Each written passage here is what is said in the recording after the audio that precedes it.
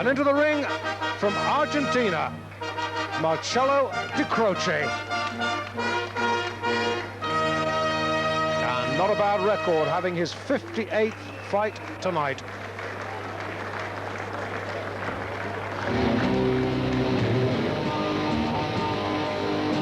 And we await the arrival of the Phantom from Islington, Darren Dyer.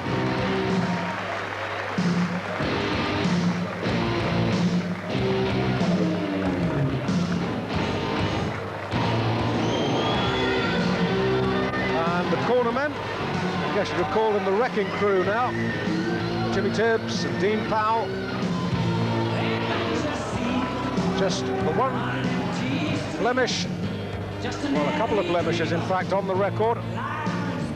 Those figures not quite correct.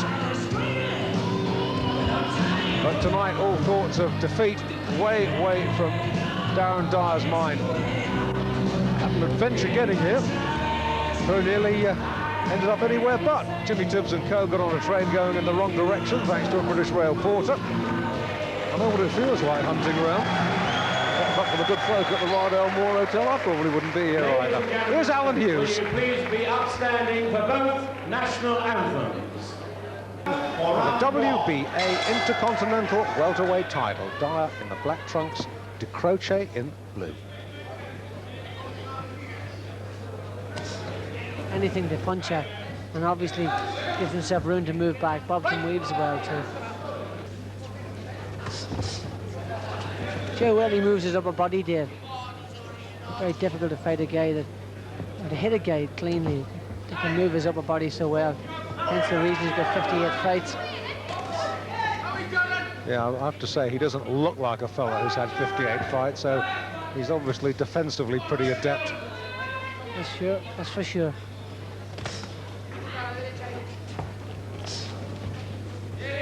Typical Argentinian, you know, not a good puncher, obviously, not a heavy puncher, quick puncher, but got a good solid chin and a good defense. Right. But Dyer's going to have to be patient tonight. He's just got to slowly grind this guy down, punch for his chest.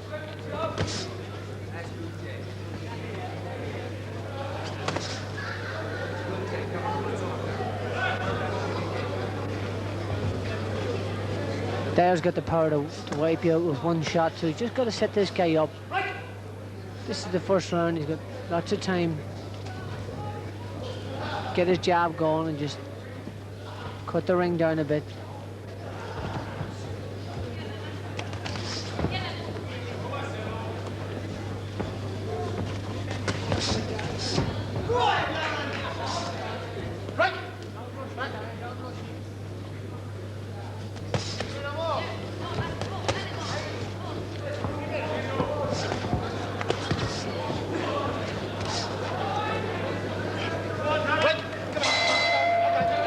Good opening round, and I've got to say, I was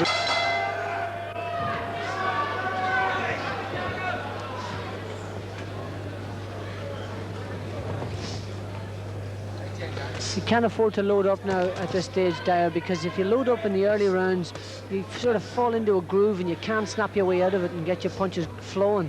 So you just got to, you know, snap the punches out, just flick them out to begin with.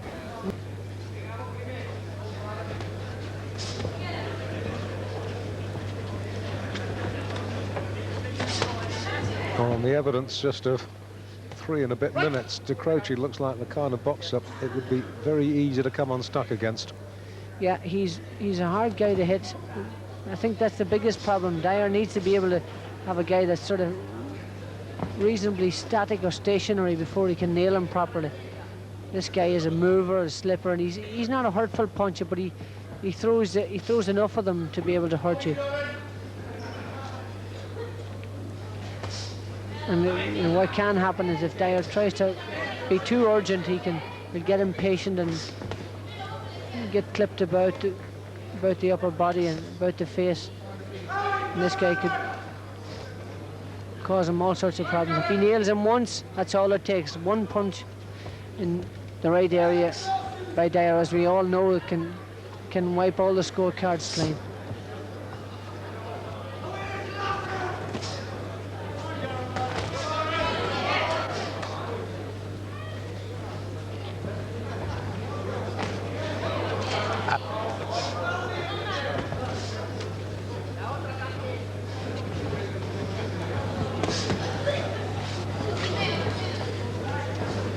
See what the Argentinian does. As soon as he sees him getting closed down, he just quickly...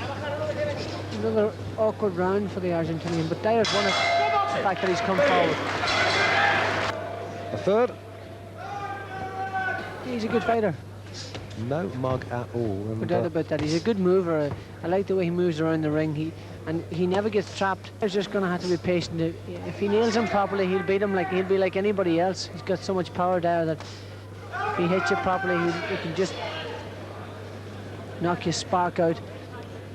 Just got to get up on top of him, got to get close to him. That's not easy to do. And even if he didn't jab, but flicks it just to measure his distance. Measure his distance, then put more than 1 or 2 shots. You've got to put 3 or 4 together. Punch lightly. Ooh, oh, this is good stuff. This is good stuff. And now just a little... Oh, that right hand. What did I tell you? Oh, what a good shot that was. And Dyer in trouble. Dyer, just clear your head. Well, it has been levelled out in the criticism. He's suspect to a good shot, and that was a corker. Oh, beautiful. And so was that. Every single one of those. He's leaving himself wide open. As he walks forward, he's square on, and his left hand's way down around his chest, and he's getting caught with that right hand all the time.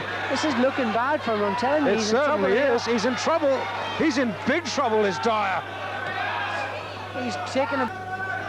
Bell coming up any second. There it is, and not a minute too soon. 2 of Dyer's 3 defeats against Jorge Masonet. As the fight goes on, he's hurt again with this right hand. He's in trouble again. Oh, he's desperate trouble. Walked out and done exactly the same thing again. He's in big trouble here. This fight could be over. It surely could. We're in the 4th.